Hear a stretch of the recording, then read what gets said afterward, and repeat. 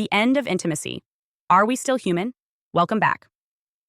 I'm Adeline Atlas, 11-time published author, and this is Sex Tech, the rise of artificial intimacy. Today, we confront the most pressing question of the entire series. If love becomes software and sex becomes code, are we still human? We are standing at a threshold between two definitions of intimacy. One rooted in flesh, spirit, and presence. The other, coded, programmable, and synthetic.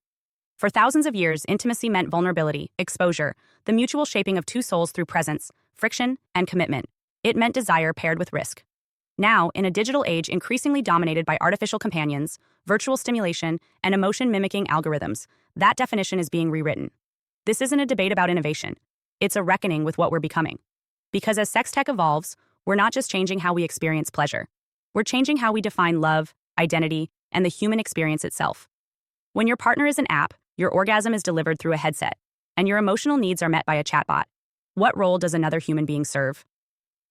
The core essence of intimacy, two people navigating the unpredictable terrain of connection, is slowly being replaced by one-sided loops of gratification that require no compromise, no negotiation, no growth. And when that becomes normalized, when enough people believe that companionship without friction is superior to love that demands effort, we don't just lose connection. We lose the part of ourselves that was built through it. Let's be honest about what's happening. We're not witnessing a new form of connection. We're watching the inversion of it. Intimacy has gone from relational to transactional, from mutual to mechanical. The rituals of dating, commitment, touch, and emotional labor have been rerouted into systems that deliver only what we already want, when we want it, in the form we prefer. That's not love. That's a feedback loop. And feedback loops do not refine character. They reinforce the ego. When everything you experience can be optimized, filtered, or paused, you're not relating, you're consuming. And in that consumption, the soul atrophies. Because the soul was not designed for one-way affection. It was designed for dynamic tension, revelation, surrender, and communion. Sex tech doesn't demand communion. It demands compliance. The systems that now define our most intimate interactions are designed around ease. They ask nothing of us except our time, our attention, and eventually, our dependence. They tell us we're enough, that we're loved, that we're safe, but only because they've been programmed to say so. There is no internal world behind the voice, no mystery, no resistance, no spirit. And because of that, there is no transformation. Love, in its truest form, is a force of transformation. It breaks down our defenses. It confronts our wounds. It reveals our limits. But that kind of love is incompatible with the current trajectory of artificial intimacy. Because transformation requires another autonomous being, one who can choose, say no, change, forgive, disappoint, and return. Machines don't do that. They don't evolve. They update. They adapt to your needs, but they don't ask you to grow. And without that growth, what we're calling intimacy is actually stagnation in disguise. The question is not whether synthetic love feels good. It does. The question is whether it leaves you more human or less. Because every time we climax into a screen, every time we rehearse affection with a bot, every time we replace a real person with a programmed simulation, we're training our nervous system to prefer control over connection. And that shift is not neutral. It conditions us to fear the very things that make love powerful: unpredictability, conflict, and depth. When your primary experiences of affection are with systems that never disagree, never change, and never disappoint, you lose tolerance for the reality of other human beings. You begin to see flaws as glitches, emotions as bugs, and complexity as inconvenience. And that's when intimacy dies.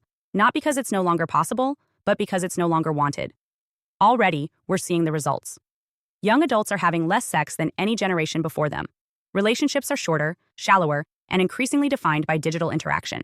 The skill sets required to sustain love, empathy, self-awareness, patience, and emotional resilience are being replaced with interface habits: swiping, scrolling, scripting. Many young people report feeling numb during real-life intimacy. Others avoid it altogether. They're not broken. They've been programmed to substitute presence for performance. And performance doesn't build love. It builds illusions.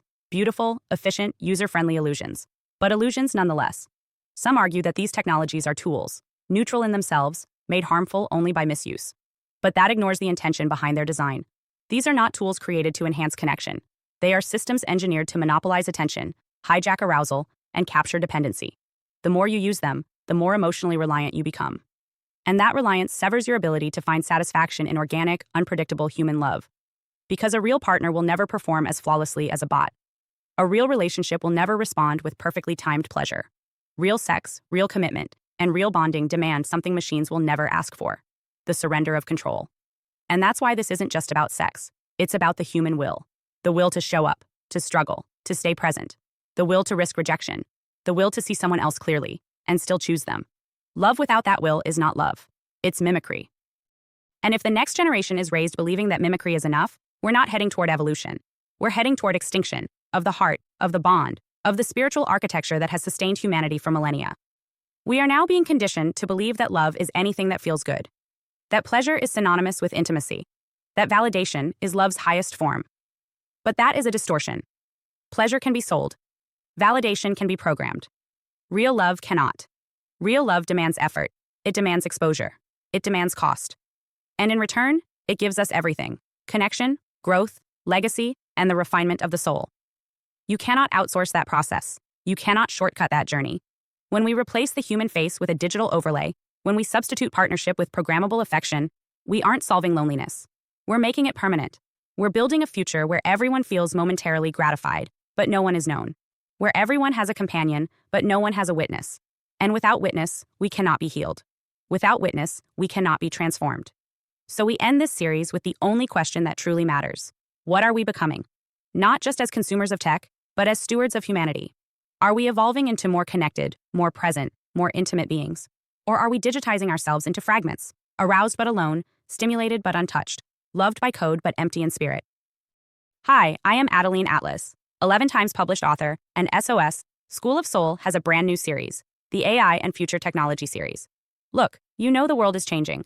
And no, it's not going back to normal. Normal is over, and what's coming next is beyond anything we were prepared for. The School of Soul, AI and Future Technology series includes 319 videos on 1. The Download Society, How Data Has Replaced Destiny. 2. Predictive Future. Your next moves aren't random, they're forecasted. 3. Social Credit Systems. The behavioral economy now governs access. 4. Hive Mind. Synthetic telepathy and collective algorithmic control. 5. Nanobots inside you. Medical, military, and programmable intrusions. 6. Grief Tech. AI-fueled digital resurrection and simulated comfort. 7. Uploading your mind, consciousness transfer, and data-based identity. 8. Deep fakes plus AI clones. The replication of reality and identity theft. 9. Quantum humans. The merger of biology with quantum systems. 10. Digital afterlife, where your data goes when you die. 11. Resurrection science, reviving life through synthetic methods. 12. Immortal science, the end of death as we know it. 13. Longevity science, gene editing, anti-aging, and bio-upgrades. 14. Designer babies, engineered perfection before birth. 15. Artificial wombs, birth decoupled from the female body. 16. 3D printing, printing organs, limbs, and even humans. 17. The humanoid era, the rise of synthetic beings among us. 18.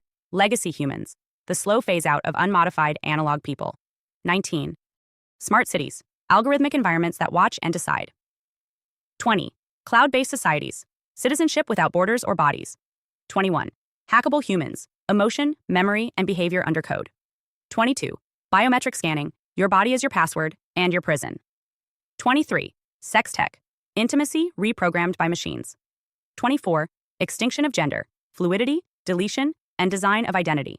Every topic is fully explored with real-world technologies, patents, case studies, ethical analysis, and future forecasts. These aren't someday discussions. This is already happening. Join the SOS School of Soul Vault to overstand the future before it's implemented on you.